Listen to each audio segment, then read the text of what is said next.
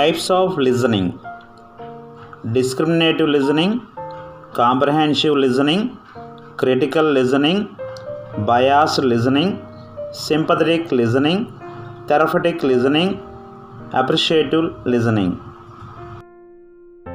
First one, discriminative listening. It is the first form of listening humans developed as babies.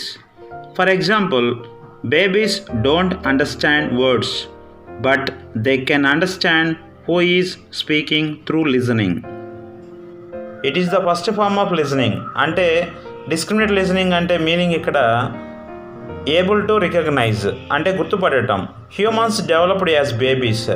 మనుషులు ఎలాగైతే పిల్లల్లాగా చిన్నప్పటి నుంచి ఎలాగైతే మనం డెవలప్ అవుతామో అంటే ఫస్ట్ స్టార్టింగ్ ఎలా ఉంటుందంటే పదాలని అర్థం చేసుకుంటాం.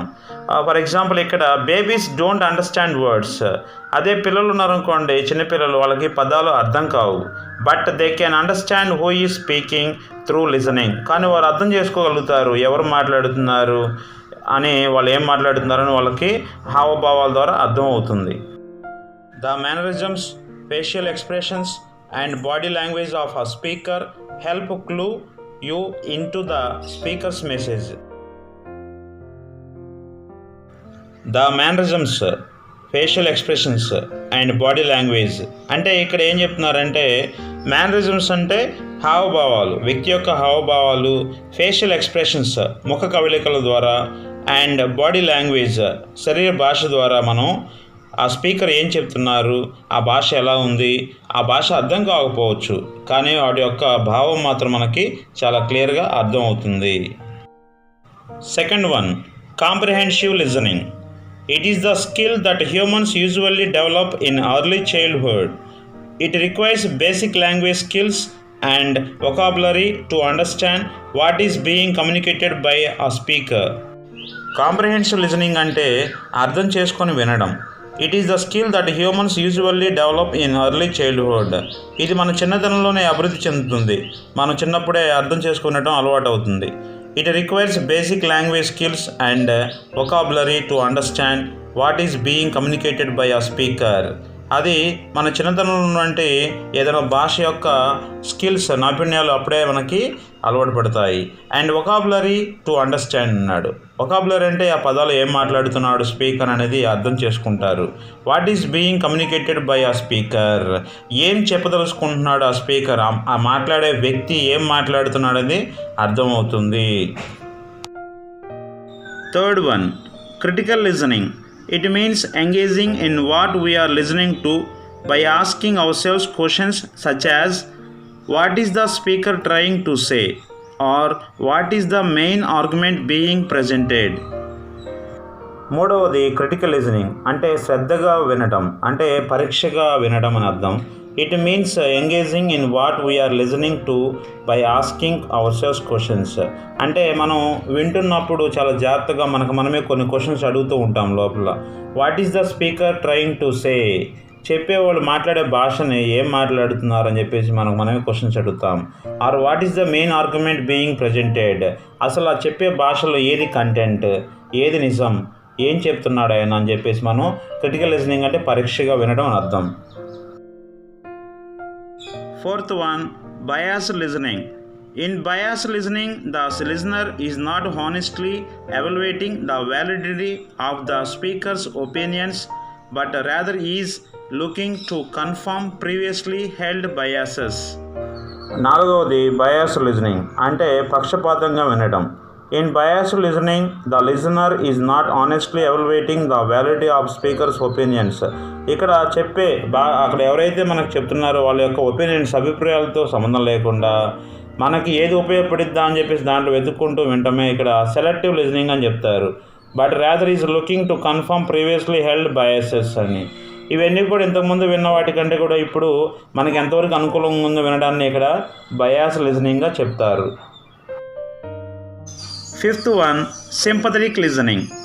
Processes the feelings and emotions of a speaker and tries to provide support, especially when that person is experiencing problems.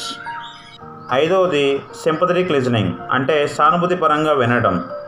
ఆ processes the feelings and emotions of a speaker and tries to provide support, especially when that person is experiencing problems అన్నాడు. మనకేమైనా problems ఉన్నాయనుకోండి, వాటి గురించి ఎవరైనా చెప్తుంటే వాటిని rectify చేసే విధంగా, అంటే మన యొక్క ఫీలింగ్స్ని, అంటే సుఖదుఖాలను, వాటన్నిటిని కూడా వాళ్ళు బేరీజ్ చేసుకొని చెప్తూ ఉంటారు చూసావా.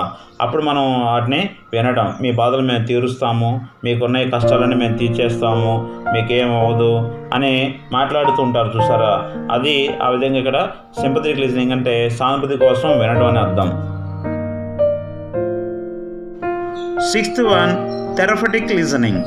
It is a listening process wherein a listener tries to understand the point of view of a speaker and imagines that themselves directly in the speaker's position. ఆరవది therapeutic listening. It is a listening process wherein a listener try to understand.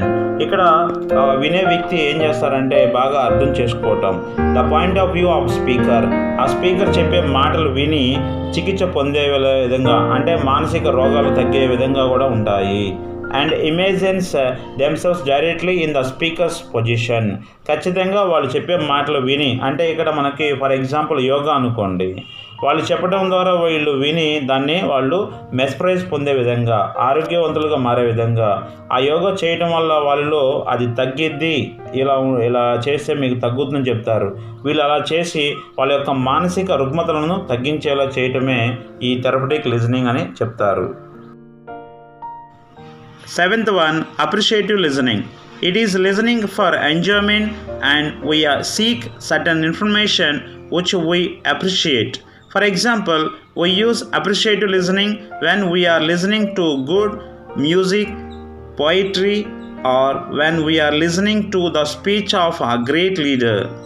ఇక చివరిది appreciative listening, అంటే మెచ్చుకోలుగా వినడం. It is listening for enjoyment. ఇది మన యొక్క ఆనందానికి, ఆహ్లాదానికి ఉపయోగపడుతుంది. And we seek certain information which we appreciative, అంటే మనకి ఇక్కడ యూట్యూబ్లో వచ్చే చాలా మోటివేషన్ స్పీచెస్ ఉంటాయి. అవి వినడం వల్ల మనకి, for example, we use appreciative listening when we're listening to good music. చక్కగా మంచి మ్యూజిక్ వినడం ద్వారా, పోయిట్రీ, పోయమ్స్ చదవడం ద్వారా, or when we're listening to the speech of a great leaders. Abdul Kalam గారు కావచ్చు, అబ్దుల్ కలాం గారి స్పీచ్ కావచ్చు, తర్వాత నెక్స్ట్ వన్ మహాత్మా గాంధీ గారు కావచ్చు, స్వామి వివేకానంద కావచ్చు. ఇటువంటి గ్రేట్ పీపుల్ చెప్పినటువంటి మాటలు మనం వినడం ద్వారా మనలో ఆ స్ఫూర్తి, ఆ ఉత్సాహం అనేది మనలో కలుగుతుంది. ఈ విధంగా మనకి ఈ అప్రిషియేటివ్ లిజనింగ్ అని ఉంటుంది.